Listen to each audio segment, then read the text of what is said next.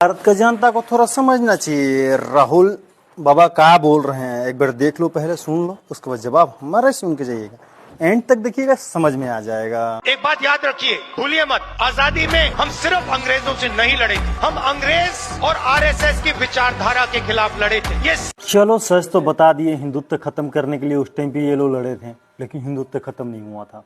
देखो राजनीतिक छोड़ के, आरएसएस जब ये आरएसएस के बारे में बोल रहे हैं खत्म करने के लिए, 1925 में आरएसएस का स्थापना हुआ था। देश आजाद कब हुआ था? सारे जो आरएसएस के लोग हैं, इनकी विचारधारा फ्रीडम स्ट्रगल की विचारधारा नहीं है। जिस दिन कॉन्स्टिट्यूशन लागू हुआ था, उस दिन इस कॉन्स्टिट्यूशन के खिलाफ आरएसएस ने रामलीला मैदान में इस कॉन्स्टिट्यूशन को जलाया था। इस कॉन्स्टिट्यूशन में लिखा है कि हमारे देश का जो झंडा है वो तिरंगा होगा। सालों के लिए आरएसएस ने तिरंगा को सलूट नहीं मारा।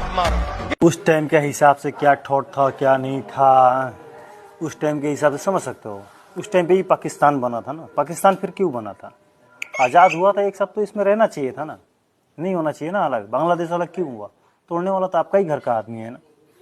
सच्चा ऐसा नहीं चलता है। ये सच है। आज जो भी कहें, उनकी विचारधारा कॉन्स्टिट्यूशन के खिलाफ है। वो लोकतंत्र को खत्म करना चाहते हैं, वो हिंदुस्तान की सारी संस्थाओं को कंट्रोल करना चाहते हैं और अंबानी अदानी को हिंदुस्तान का पूरा धन पकड़ाना चाहते हैं। हमारी विचारधारा कहती है कि ये देश हर जात का, हर धर्म का है, हर भाषा का है। इस देश की संस्थाएं, इस देश के इंस्टीट्यूशन किसी एक संगठन के नहीं है, कांग्रेस पार्टी के नहीं है, इस देश की जनता के हैं और इस देश की जनता को उन इंस्टीट्यूशन पर कंट्रोल होना चाहिए। ये लड़ाई चल रही है।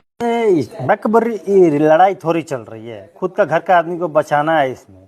वो घोटाला, कोयला घोटाला है, 2G 4G घंटा, वो समझ में नहीं आता है। और जो संविधान के बात बोलते हैं, सच बोलूं तो वो जानबूझ के उनका ही दोहराया गया, अंग्रेज का दिया गया हुआ झूठा चट्टा बट्टा वही सब इसमें भी घसीट दिया गया। समझ सकते हो ना? तो अभी के हिसाब से बने ना, सब सही रहेगा। बाकी वो जो है जाने दीजिए, कोई दिक्कत नहीं। लेकिन ऐसा मत समझिएगा संविधान में हिंदुओं के लिए भी कुछ किया गया हुआ है। मेरे नहीं मानना है कि नहीं किया गया हुआ है। अगर वो होता तो फिर वक्फ बोर्ड भारत में ना होता, पाकिस्तान में होना चाहिए, बांग्लादेश में होना चाहिए। और वक्फ बोर्ड के लिए सपोर्ट कौन कर रहा है? यही लोग। समझ सकते हो 2014 में क्या हुआ था, हमें भी अच्छा जानकारी है 2013 में। समझिए, ये आएंगे, बहुत ब्रेन वॉश करेंगे, लेकिन आप होइएगा मत। एक मतदान गलत हुआ कि सनातनियों को जड़ से मिटाने का काम चालू हो जाएगा। मुर्शिदाबाद दिख रहा है, बाकी जगह दिख रहा है। हिंदुओं समझ के रखना भाई।